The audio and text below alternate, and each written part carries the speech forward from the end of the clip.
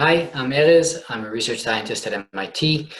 This is a collaboration with Kahila. That's a digital health startup that is trying to build platforms to support tuberculosis patients.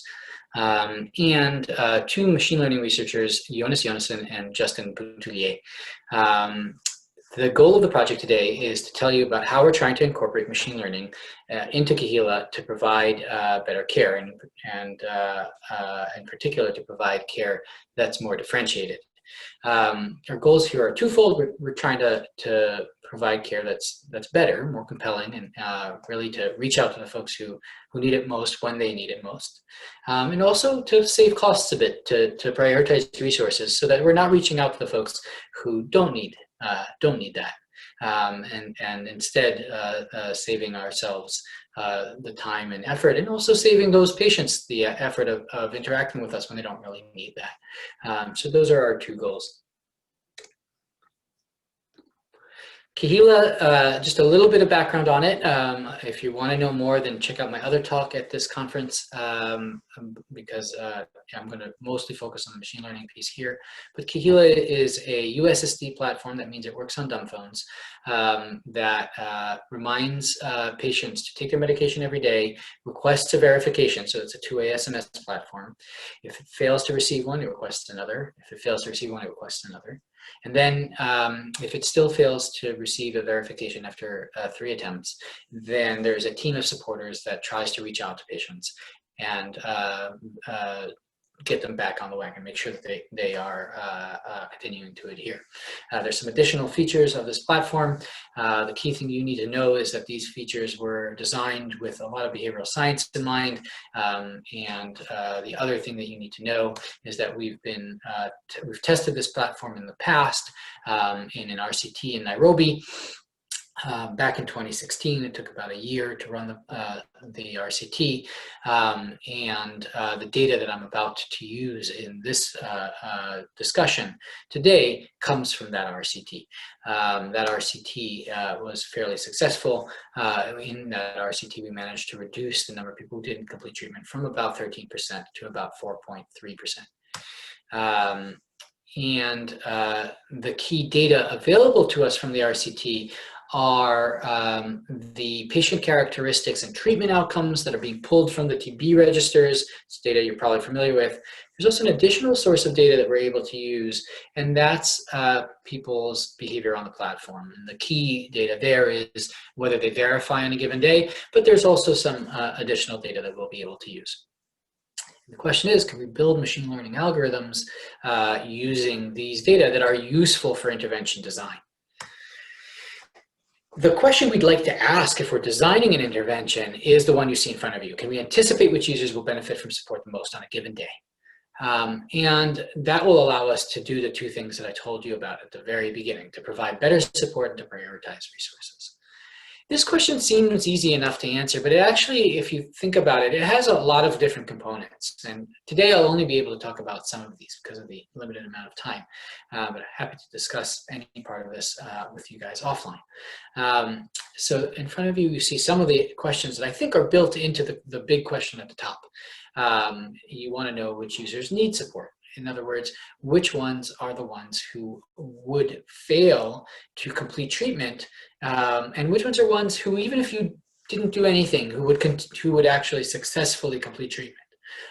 That's one key thing that you would like to know in order to figure out who will benefit from support. Another one is who's going to stop verifying today.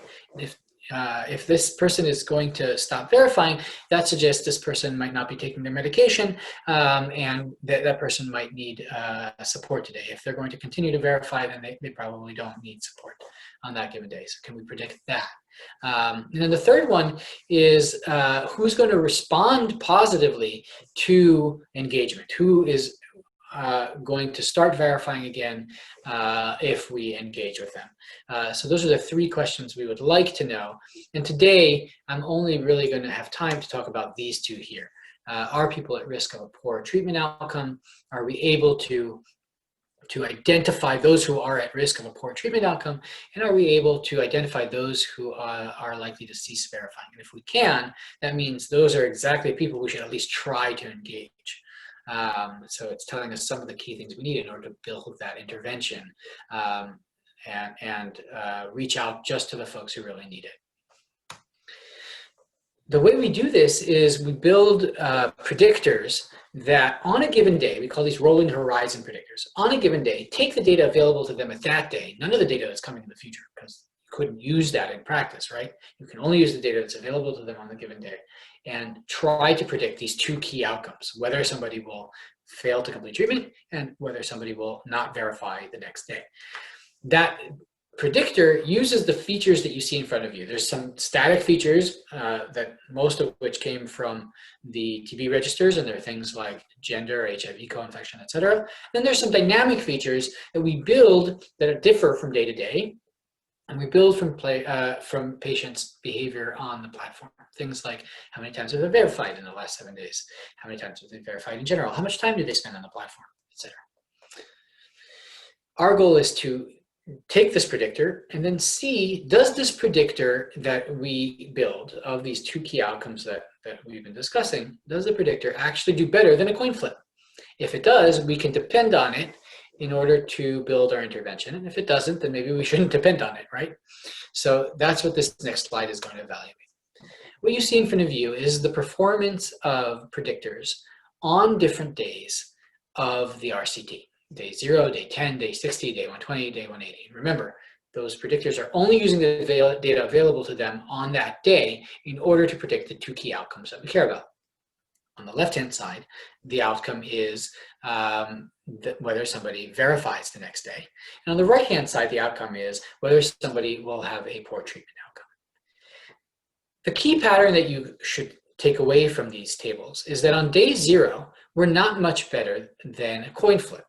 Whereas later on, as soon as we get a little bit of data, we start to get pretty good at predicting these two key outcomes. How good depends, but we get pretty good at it.